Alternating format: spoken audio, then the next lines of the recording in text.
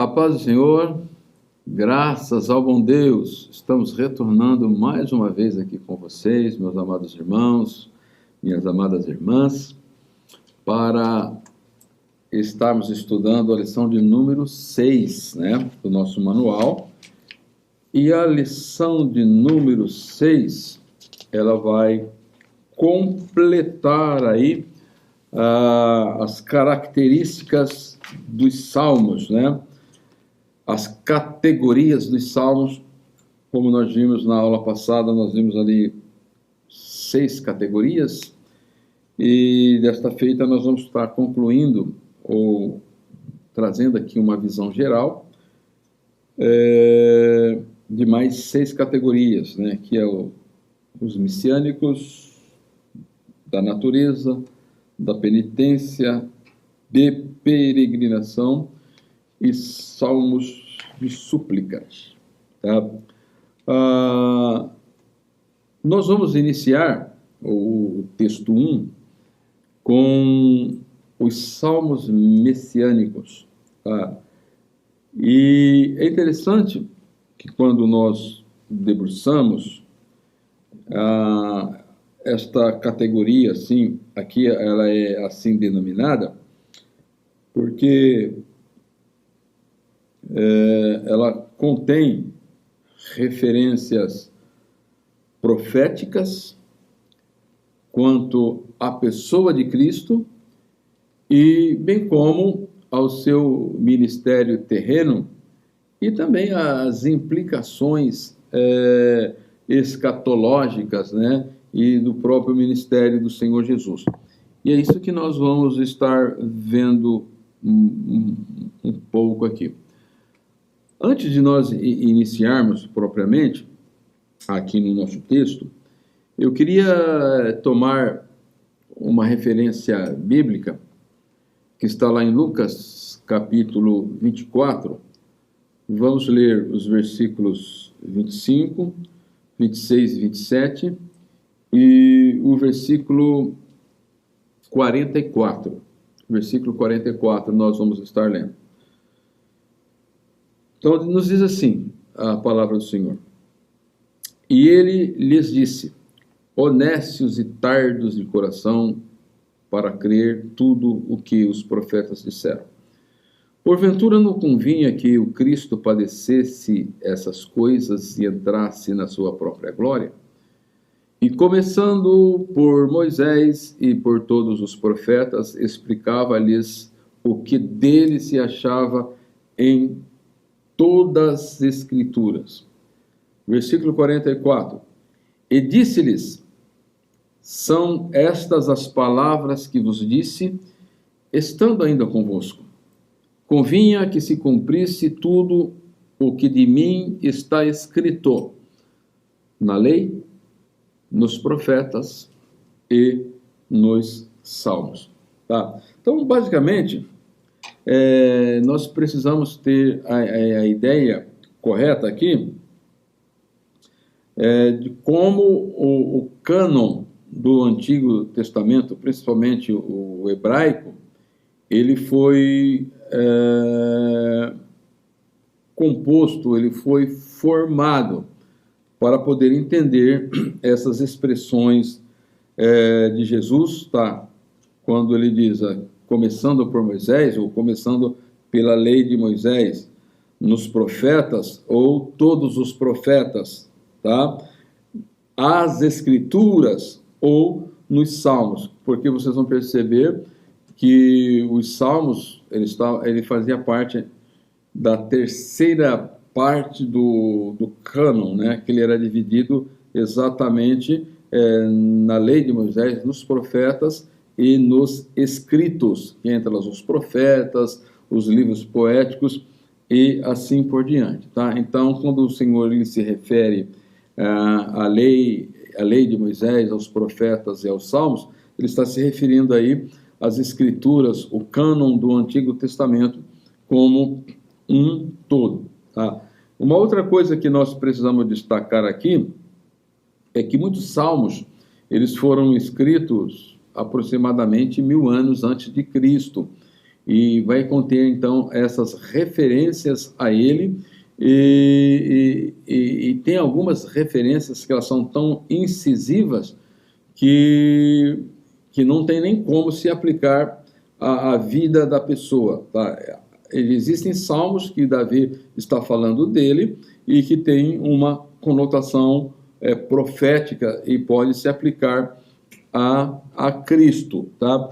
Quando você vai estudar o Novo Testamento, ou também o Cristologia, você vai perceber isso, como os escritores do Novo Testamento, eles tomaram expressões dos livros, dos Salmos, para poder aplicar ou fazer entender algumas coisas referentes à pessoa ou ao ministério de Cristo, à ressurreição de Cristo, assim por diante, tá?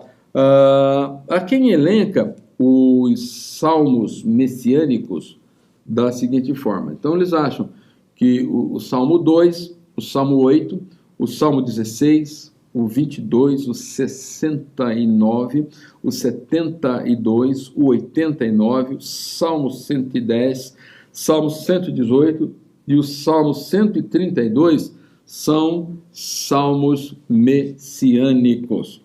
Por exemplo, no Salmo de número 2, está destacando ali a deidade como o reinado universal do ungido de Deus, no caso, Cristo. Tá? Então, Davi jamais seria esta pessoa. Tá? Cristo vem da descendência de Davi, mas aí é uma referência ao Messias futuro. Tá? Nos Salmos de número 8, tá? Ele vai apresentar aqui a encarnação, né, do Messias, né, que aí, na glorificação final, ele torna-se o dominador de toda a criação, e ele é o criador de todas as coisas. Tá? Por exemplo, o Salmo 16, ele vai tratar um pouco aí da ressurreição dentre os mortos, do Cristo ressurgindo dentre os mortos. O 22, o sofrimento de Cristo no Calvário.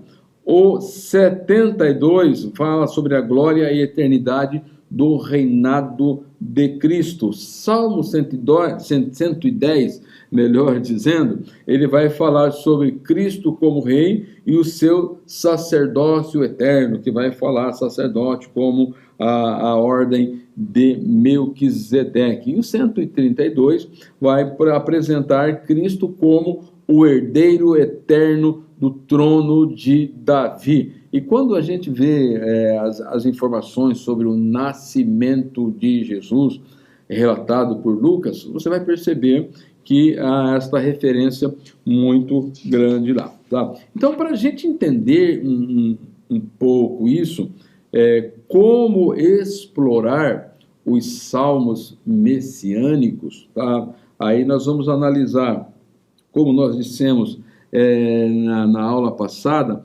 tá? A pessoa, o caráter, a obra de Cristo e também as suas funções. Então, quando nós nos debruçamos sobre os salmos e fazemos uma ligação da citação do salmo com alguma referência lá no Novo Testamento, nós vamos perceber, tá, que os salmos ali estão falando de Jesus. Tá? Então, quando nós olhamos para Jesus como homem, o Salmo 8, os versículos 4 e 5, eles vão fazer esta referência. Então, vamos tomar aqui alguns exemplos para que esta ideia ela fique bem fixada na nossa mente. Então, Salmo de número 8, versículos 4 e 5. Ele vai nos dizer assim: que é o homem mortal para que te lembres dele, e o filho do homem para que o visites. Versículo 5. Contudo, pouco menor o fizeste do que anjos, e de glória e de honra o coroaste. Tá?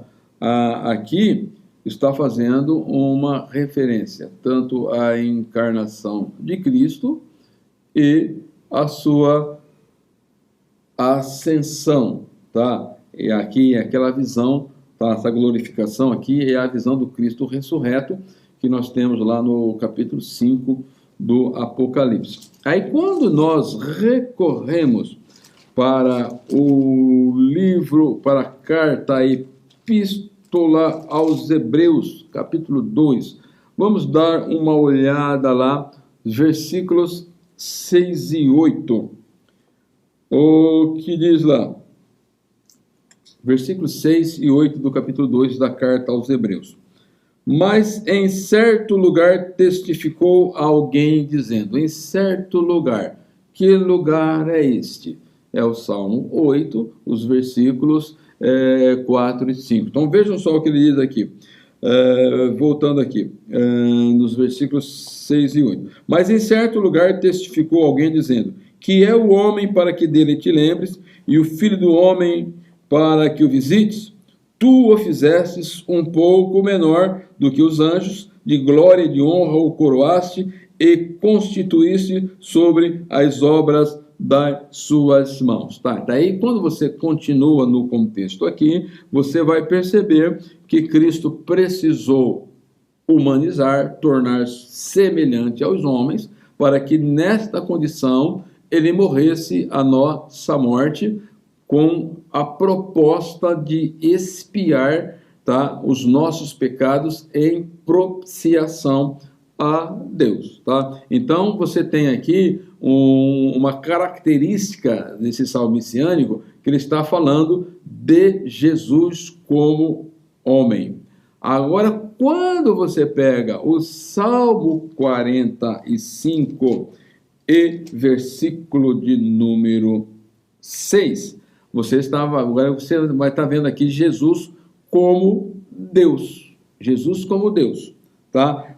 45 e versículo 6 assim: o teu trono, ó Deus, é eterno e perpétuo, e o cetro do teu reino é um cetro de equidade. Está falando aqui de um trono a ser estabelecido na terra, tá? É o milênio, o reino visível de Cristo. E aí nós temos que voltar lá para o livro da carta aos Hebreus, capítulo 1, versículo de número 8.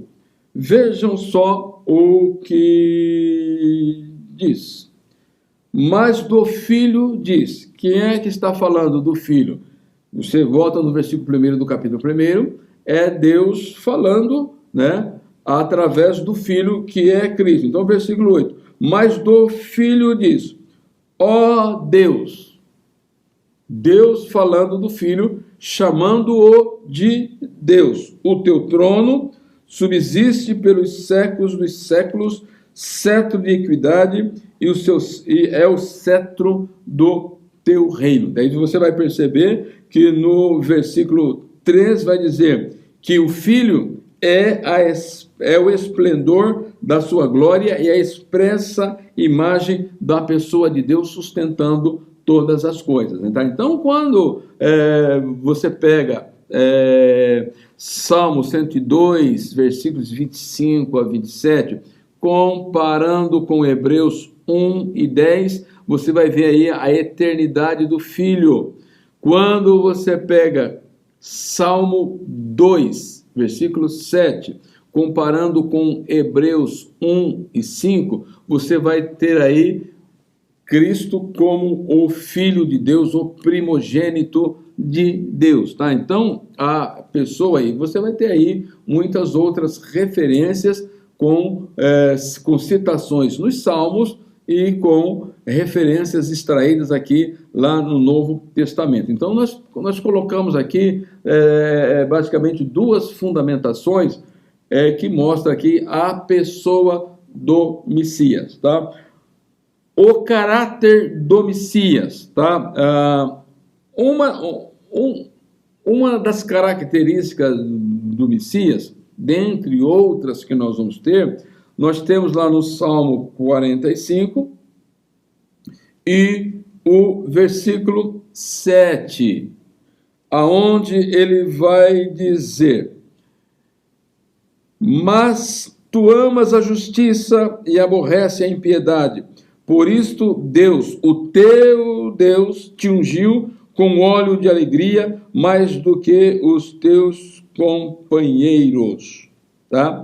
E quando você pega Hebreus, capítulo 1 e versículo 10, você vai ter a seguinte expressão. Vejam só. E tu, Senhor, no princípio fundaste a terra e os céus é obra das tuas mãos. Então vai demonstrar aqui que Deus, que Cristo, ele é superior a todos. E nós vamos perceber também que ele vai dizer que no versículo 9, vai dizer assim: amaste a justiça, aborreceste a iniquidade, por isto Deus, o teu Deus, te ungiu de óleo de alegria mais do que os teus companheiros. Tá? Faz uma referência aqui, primeiramente, historicamente, a Davi, quando ele é ungido rei de Israel. Vocês se lembram que houve pelo menos alguns momentos, ou pelo menos dois momentos de unção de Davi. Tá? No momento da sua separação, ele foi ungido entre os seus irmãos como óleo de alegria, e quando Saul morreu, e ele foi elevado a rei de Judá e Benjamim, e 7 anos depois, ele é designado rei sobre toda a nação, ou sobre as 12 tribos, tá? Então, ele pega esta unção, Davi, ele toma isso que aconteceu com ele, mas ele reporta-se para aquele que seria o rei eterno, tá? Uma outra coisa que nós precisamos destacar aqui é as obras do Messias, tá? Basicamente, então, nós vamos ver a forma como que Cristo ele viveu. Eu vou pegar aqui umas 2 ou 3 referências para a gente demonstrar isso.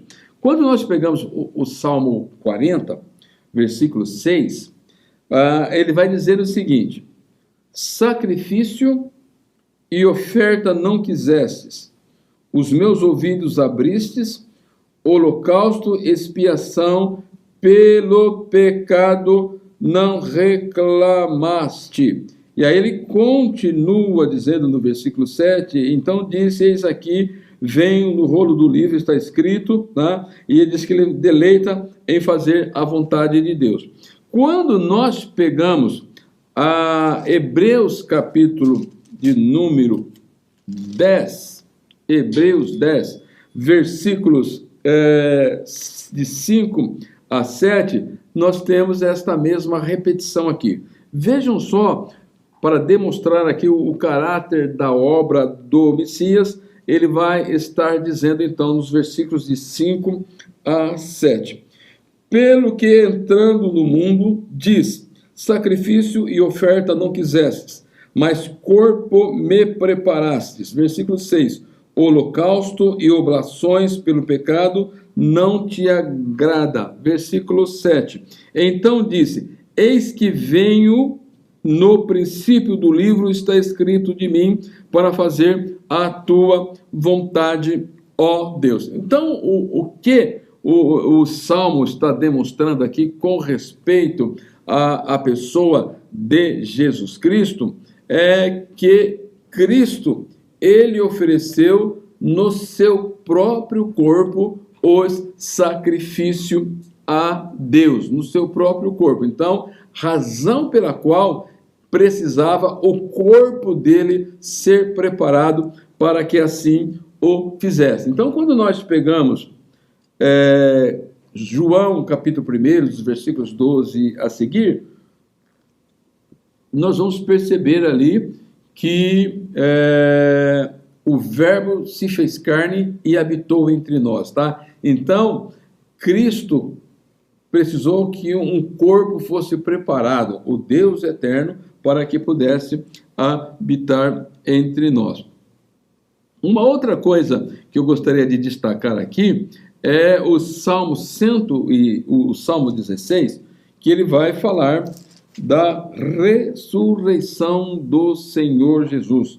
Salmo 16, versículo 10, ele diz o seguinte: pois não deixarás a minha alma no inferno e não permitirás que o teu santo veja a corrupção. Tá? Vocês vão perceber aqui que o Davi, ele está tratando aqui da confiança, da felicidade do crente e a certeza da vida eterna, mas o que se trata aqui no versículo número 10 não ocorreu com Davi, porque o corpo de Davi, ele corrompeu. Essa palavra corromper aqui é deteriorar, virou pó, acabou. E quando nós pegamos, então, Atos dos Apóstolos, capítulo 13,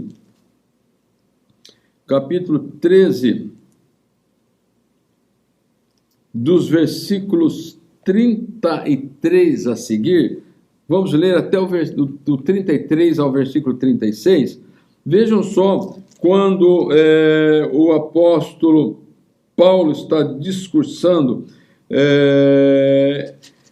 ele vai dizer acerca da ressurreição de Jesus Cristo. Diz assim: como também está escrito no Salmo, segundo, meu filho és tu, hoje te gerei, e o que ressuscitaria dos mortos para nunca mais tornar a corrupção, disse-o assim as santas e fiéis bênçãos de Davi, que vos darei. Pelo que também em outro salmo diz: não permitirás que o teu santo veja corrupção, porque na verdade, tendo Davi no seu tempo servido conforme a vontade de Deus, dormiu e foi posto com seus pais e viu a corrupção. Mas aquele a quem Deus ressuscitou, nenhuma corrupção viu. Tá? Então nós precisamos perceber aqui que o corpo de Jesus esteve por 3 dias na sepultura, mas não se decompôs. Tá? Então é por isso que diz que o corpo de Cristo não viu a corrupção. E quando você pega lá capítulo 15 de 1 Coríntios, né, Paulo ele usa duas expressões lá, né, que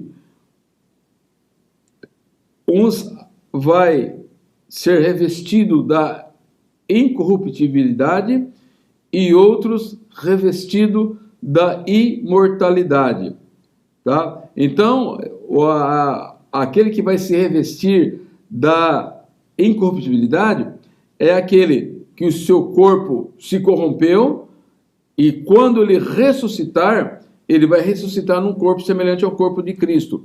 E aquele que vai se revestir da imortalidade é o crente que estiver vivo por ocasião da vinda de Jesus. Então, ele vai se revestir da imortalidade, ou seja, o seu corpo não vai passar pela morte física, não vai passar pela morte física, tá? Então, é muito interessante quando nós analisamos desta perspectiva, tá? Então, você vai ter salmos aí que fala da ascensão do julgamento, do domínio de Cristo, da morte de Cristo, como Salmo 22, e eles se reportam lá nos evangelhos, tá? Nos evangelhos. Daí, e por último, eu quero ver com vocês aqui as funções do Messias, ou seja, quais foram os ministérios que Jesus ele exerceu, que são descritos nos Salmos e são confirmados no Novo Testamento. Tá? Nós vamos ver Cristo, pelo menos, como profeta, como sacerdote, como juiz e rei.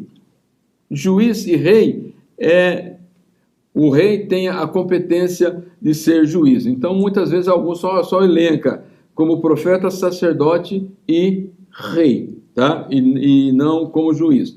Mas porque o rei, ele exerce a função de juiz, ele é a autoridade máxima, a instância máxima dos julgamentos, tá? Então, quando nós pegamos, por exemplo, o Salmo 22,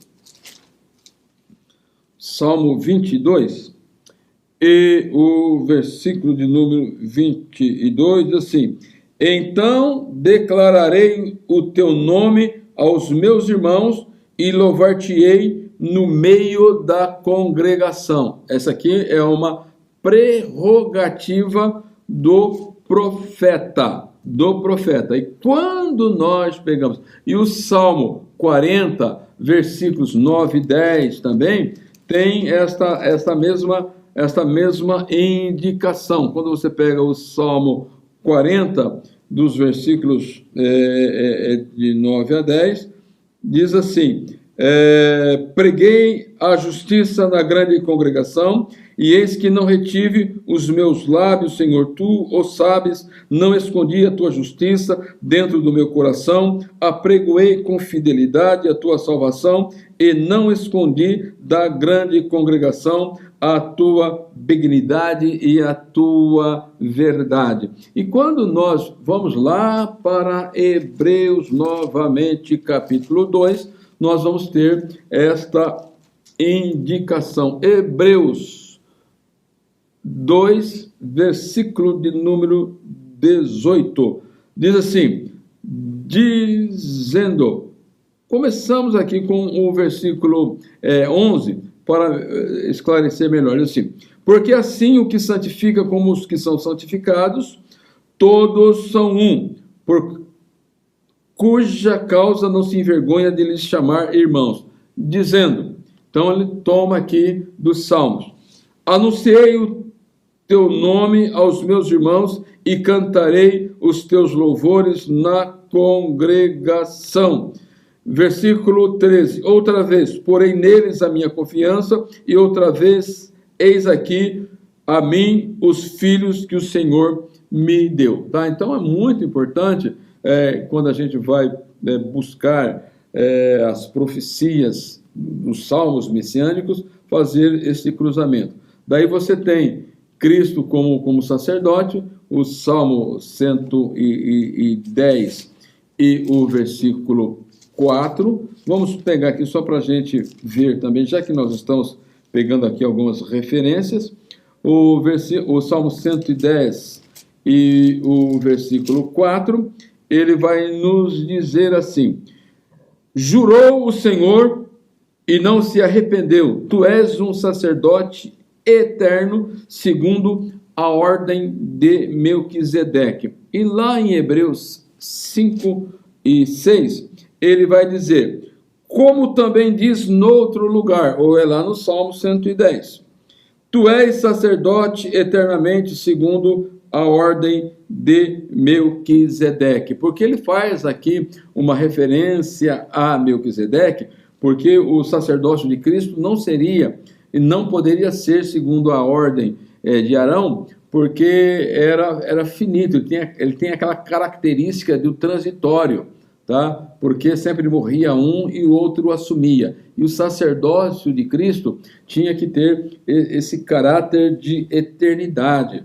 Então, quando ele toma Melquisedeque aqui, vocês se lembram que Melquisedeque encontrou é um personagem real que se encontrou com Abraão quando ele voltava lá quando ele derrotou aqueles reis que haviam levado o seu sobrinho Ló cativo, né?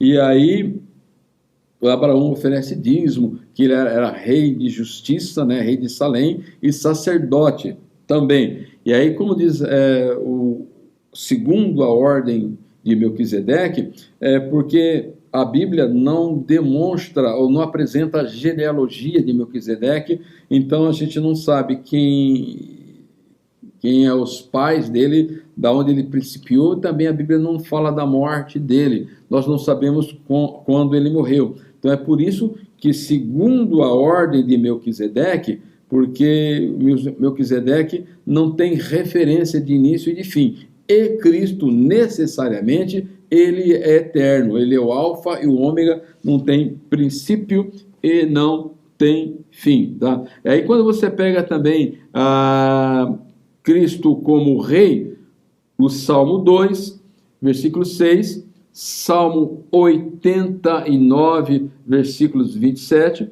quando compara-se com Mateus 25, dos versículos 31 a 34, Mateus 27, 11, Apocalipse 19, 16, vocês vão ter esta compreensão, tá? Então é por isso que é muito importante, quando você vai estudar os salmos messiânicos, tá? Você precisa ter a correlação com as citações no Novo Testamento para você poder ratificar que se trata realmente aí de um salmo ou de uma citação messiânica no livro dos Salmos. Daí depois nós temos aí o texto 2,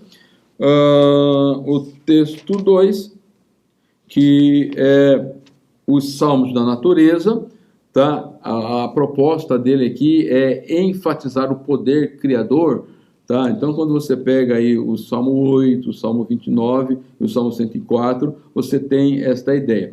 Algo que nós precisamos ter em mente aqui, é preciso ter cuidado para não excluir as outras belezas teológicas apresentadas nos Salmos, aqui na sua categoria, tá? Porque você percebe que o Salmo 8, ele está na categoria também de Salmo messiânico. E aqui ele está categorizado nos Salmos de natureza. Por quê? Dado a beleza da citação que se encontram aqui. Então, a compreensão teológica nossa, ela precisa estar contida no texto, com os recursos também retóricos, para nós não nos perdermos, tá? Então, os versículos 3 e 4 do Salmo 8, demonstrando aqui esta beleza como salmo de natureza, vai dizer o seguinte: quando vejo os teus céus, obras dos teus dedos, a lua e as estrelas que preparaste, que é o homem mortal para que deles te lembres, e o filho do homem para que o visites.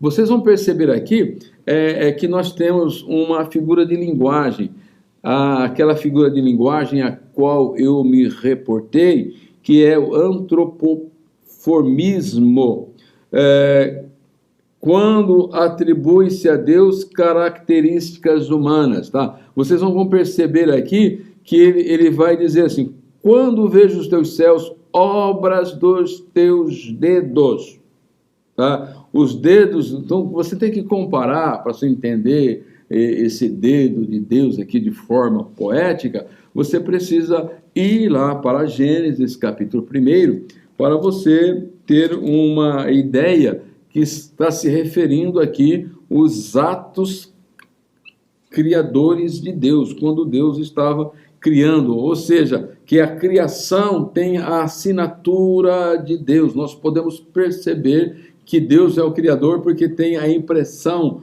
digital de Deus, porque Ele colocou a sua mão na criação. Essa é a ideia da poesia do Salmo. Então, quando a gente pega, então, Gênesis 1:1, dos versículos 6 a 10, de 14 a 18 do primeiro capítulo, nós vamos então comparando com essa expressão aqui, obras dos teus dedos. Gênesis 1:1 diz assim: no princípio criou Deus os céus e a terra. Como é que Deus cria? Ele vai pôr a mão? Ele vai colocar a mão para misturar a água da terra seca, aquela coisa? Não, ele não faz isso. Então vejam só como que ele age. Versículos 3 até o versículo 6 até o versículo 10 diz o seguinte: e chamou Deus a porção seca de terra, porque houve um haja, tá? E aí Deus chamou a porção seca de terra e o ajuntamento das águas de mares, e viu Deus que era bom. Versículo 11: e disse Deus: produza a terra erva verde, erva e dê sementes, árvores frutíferas, segundo as suas espécies, e assim por diante. Então você percebe que você não tem aqui, a mão de Deus tocando, porque o versículo 6 ele diz bem assim, ó: e disse Deus: haja uma expansão no meio das águas e haja separação. Deus não colocou a mão lá, né? Nós precisamos fazer isso, né? Colocar a mão, luva, para não contaminar, aquela coisinha toda, né? Então, se você lê esse salmo pensando dessa forma, o dedo de Deus, tá? Então, aí não é correto, tá? Daí, quando você pega de 14 a 18, você vai ter essa ideia quando o salmista, ele estava olhando para os céus, as estrelas, fazendo aquela contemplação, possivelmente numa noite clara, diz assim, 14, e disse Deus: haja luminares na expansão dos céus, para haver separação entre dia e noite, e sejam eles sinais para os tempos, determinados para os dias e anos. E sejam esses luminares na expansão dos céus, para iluminar a terra, e assim foi. E fez Deus 2 grandes luminares, o luminar maior para governar o dia e o luminar menor para governar a noite, e fez as estrelas, e Deus os pôs na expansão dos céus para alumiar a terra e para governar o dia e a noite e para fazer separação entre luz e trevas, e viu Deus que era bom, tá? Então, se a pessoa ela viajar, né, quando pega aquela descrição de Deus lá, que ele está sentado nos céus e a terra é o estrado dos seus pés, né? Daí, como a criança vai imaginar, né? Aquele bração de Deus, aquela mãozona de Deus, né? Pegando o sol, colocando lá no seu lugar, depois pegando a lua, colocando no seu lugar, fazendo um movimentozinho nela para fazer a rotação e a transladação, né? Tá? Não é isso. Deus, na sua autoridade, ele coloca todas as coisas ali, tá? Então, o dedo de Deus a que ele se refere aqui basicamente que quando ele olhou para os céus, ele contemplou essas belezas. Quando eu vejo os teus céus, a lua e as estrelas que preparastes, tá? Então, ele percebe, ele consegue ver Deus nisso, né? É como Salmo 19, né? Os céus proclamam a glória de Deus e o firmamento anunciam os feitos das suas mãos. Daí nós temos o salmo de penitência, tá? E nesse salmo de penitência aqui, é muito interessante também nós analisarmos, porque eles são marcados por confissão e rogos de perdão. E aquele que confessa, aquele que se arrepende, ele precisa ter uma noção exata do que é pecado, qual foi o seu erro, do que é que ele está pedindo perdão, por que ele está pedindo perdão, tá? E esse salmo, eu vou pegar aqui o Salmo 51, que inclusive ele está aqui na página 99, para nós entendermos um pouco essa questão de Davi, o coração de Davi, tá? Então, a penitência de Davi aqui ante a gravidade dos seus pecados, tá? Do pecado do adultério e o homicídio que ele cometeu. Tá? Quando nós pegamos o Salmo 51, só para nós termos noção, vamos deixar aberto aqui do Salmo 51, vocês se lembram que nós falamos que existem aqueles salmos que tem a epígrafe e tem o título, e esse título ele vai nos fornecer ou nos situar tanto no tempo como no espaço em que aqueles fatos eles ocorreram. Então vejam, o Salmo 51, a epígrafe dele é a seguinte: Davi confessa o seu pecado, suplica o perdão a Deus, que lhe renove um espírito reto. Salmo de Davi para o cantor Mor, quando o profeta Natã veio a ele depois de ele ter estado com Batseba. Tá? Então, você precisa entender, depois que ele esteve com Natã, os fatos que ocorreram antes, vocês vão perceber que era período de guerra, porque na época de inverno não tinha guerras, não tinha batalhas, e as guerras só aconteciam no verão, e aí ele não vai para a batalha, e aí ele coloca os olhos sobre a esposa do seu general, do Urias, aí ele chama ela para um café, coabita com ela, comete um adultério, e enquanto Urias está na batalha, aí ela se acha grávida, e ela comunica isso a Davi. Davi, para resolver a questão na sua mente, então ele manda trazer Urias de volta, e diz: Urias, eu trouxe você aqui para você descansar um pouco e coabitar com a sua mulher. Então ele imaginava o seguinte: Urias vai coabitar com a sua mulher, e aí todo mundo vai pensar que, até Urias vai pensar que o filho é dele, e esse foi o pensamento, o acerto que ele fez com a mulher. E aí, mas o Urias chega e diz: não, rei, meu senhor, eu não vou pro campo de batalha, eu não vou deitar com a minha mulher enquanto os soldados estão guerreando, eu acho isso injusto. E ele dorme na porta da casa de Davi, e aí Davi, para resolver esse problema, tá, ele comete um outro pecado. Então ele devolve Urias para o campo de batalha, mas ele escreve uma carta para o seu general dizendo: olha, no calor da batalha, quando estiver mais intensa, coloque Urias na frente.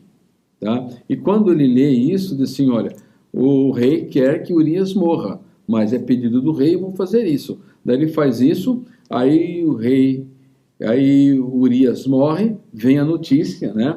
Aí ele recebe a notícia, faz aquela cara de triste, né? E aí, para se mostrar um rei bonzinho, né? Aí então ele traz a mulher de Urias para ser sua mulher, né? Daí vocês sabem que o menino morre e tal. Foi nesse contexto, né? Mas Davi, com tudo isso, ele se cala, ele fica quieto, era como que nada estivesse acontecendo. E aí Deus manda o Natã para ir conversar com ele, e aí Natã conta aquela história, né, de dois homens, um rico e outro pobre, um tinha muitas ovelhas, outro só tinha uma, e aquele que só tinha uma, ele fazia tudo pela ovelhinha, dormia com ela, dava banho e tal, né? Ele diz que vem alguém visitar o rei, em vez dele pegar uma das suas ovelhas para sacrificar para o banquete, ele toma daquele que só tinha uma e mata a ovelha.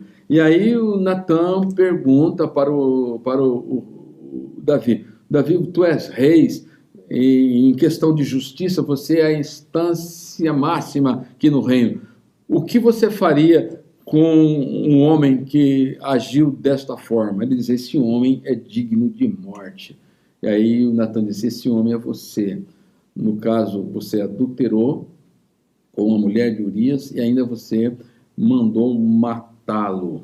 Deus está desgostoso com você, tá? Então, você deu a sua sentença, é morte. E nesse momento, então, Davi, ele clama por misericórdia, e aí Deus diz assim, o teu pecado foi transpassado, tá? E aí, então, é nesse momento que entra a penitência de Davi, o arrependimento sincero de Davi. E esse salmo, ele vai descrever exatamente estas questões. Então vejam só como começa os primeiros versículos. Eu vou ler o versículo 1 e o versículo 2 desse salmo. Compadece-te de mim, ó Deus, segundo a tua benignidade. Segundo a multidão das tuas misericórdias, apaga as minhas transgressões, lava-me completamente da minha iniquidade e purifica-me do meu pecado. Então vejam só que ele usa aqui 3 palavrinhas para descrever o seu estado pecaminoso: transgressão, iniquidade e pecado. Tá? Então ele vai recorrer a Deus como o portador do remédio, ou do único remédio para as suas maiores necessidades, que no caso aqui é perdão de pecado. E somente a benignidade e as misericórdias de Deus, porque você sabe que misericórdia e graça, elas se contrapõem, né? A graça é Deus dar aquilo que nós não merecíamos, é favor imerecido. Misericórdia é Deus deixar de dar aquilo que merecíamos. Tá? Lembra aqui que o profeta diz, você é este homem que é digno de morte. Ele clama por misericórdia e Deus deixa de executar a sentença por causa do arrependimento com base nas misericórdias. É por isso que ele fala, Senhor, segundo a multidão das tuas misericórdias. Eu estou clamando, segundo a multidão das tuas misericórdias, porque o meu pecado é gravíssimo. Esta é a ideia de Davi nesse salmo. Então somente a benignidade e a misericórdia de Deus poderia devolver a alma afligida pelo pecado, tá? A paz do espírito, a iluminação dos olhos, ver as coisas de forma correta, a alegria da alma. Isto é resultado do perdão, tá? Você se lembra que eu disse que Davi, ele se reporta a 3 palavrinhas aqui, que é transgressão, iniquidade e pecado? Vejam só como essas 3 palavras, elas demonstram a gravidade do pecado de Davi. Como ela demonstra o estado pecaminoso, a perversidade, o desvio que Davi teve de Deus. Como ele foi frio, ele foi calculista. O homem segundo o coração de Deus chega a esse estado. É por isso que a misericórdia de Deus, ele clamou pela misericórdia de Deus, tá? Porque ele era um homem segundo o coração de Deus, tá? Então, a palavra transgressão, ela vem da raiz do grego, que é pecha. Tá? Eu vou soletrar aqui, porque eu sou muito ruim em palavras estrangeiras. Tá? Então, é P-E-S-H-A. E essa palavra, ela dá a ideia de uma alma em rebelião. Ele tem a culpa de ter transgredido voluntariamente a lei de Deus. No coração dele se dera a quebra da amizade particular que o ligava a Deus. Transgressão voluntária. Então ele sabia exatamente o que estava fazendo e onde queria chegar. Tá? Então, quando ele chamou Urias para vir, ele sabia exatamente aonde queria chegar. Era calculista. Daí você tem uma outra palavrinha. Então, transgressão aqui é rebeldia da alma. Daí você tem a palavra avon, tá? A ideia dessa palavra aqui é iniquidade. É quando recorremos ao étimo dela, ao significado, ela significa depravação ou tortuosidade. A ideia que se tem aqui, para a gente entender essa depravação, essa tortuosidade, é como as cordas mais sensíveis e delicadas do coração e do caráter de Davi, elas se haviam entrelaçados assim de tal maneira que o coração dele desafinara de acordo com o diapasão de Deus. Não é isso? Quem é músico, né, principalmente com instrumentos de cordas, né, e até mesmo de sopro, né, tem o diapasão, que ele vai auferir a nota para que a canção, para que a execução da peça musical não fique desafinada, porque a coisa mais terrível que tem é ouvir uma música, um hino, com a pessoa com um instrumento desafinado e a voz desafinada, né? Não há quem aguenta, é duro dar um glória a Deus, né? É duro dar um glória a Deus, tá? E o avon aqui, a iniquidade, ela provoca exatamente isso na vida da pessoa. Iniquidade é viver uma vida recorrente em desacordo com a santidade e a justiça de Deus. O Avon é isso, tá? O Avon, é por isso que tem um produto aí que chama Avon, né? Que a turma usa aí, né? Mas não tem nada a ver com o produto. É só colocar no nome, mas a ideia aqui é iniquidade. É iniquidade. A outra palavrinha é a ata. Escreve A-T-A-H. A ideia aqui é pecado. Então, o vocábulo, na sua tradução, fundamentalmente, traz a ideia de errar o alvo. Então, Davi, ele reconhece que toda a sua vida tomara uma direção errada, visto que o pecado o cegara por completo, a lei do Senhor deixou de ser para ele lâmpada para os pés e luz para o caminho. Quando ele estava tomando aquelas decisões lá, ele saiu fora, ele não atentou para a lei do Senhor, tá? Então, quando você pega a proposta do manual aqui, que diz assim, esse salmo apresenta um processo de restabelecimento de Davi, que entra na sua confissão, restauração, consagração e edificação, tá? Então, quando você pega o Salmo, compreendendo de acordo com a proposta do manual aqui, você vai perceber como é edificante, tá? Você estudar os salmos de penitências, né? E fazer aí as devidas aplicações pessoais, né? Você percebe como que Davi, ele diz nos versículos 3, de 1 a 3, né, do Salmo, né?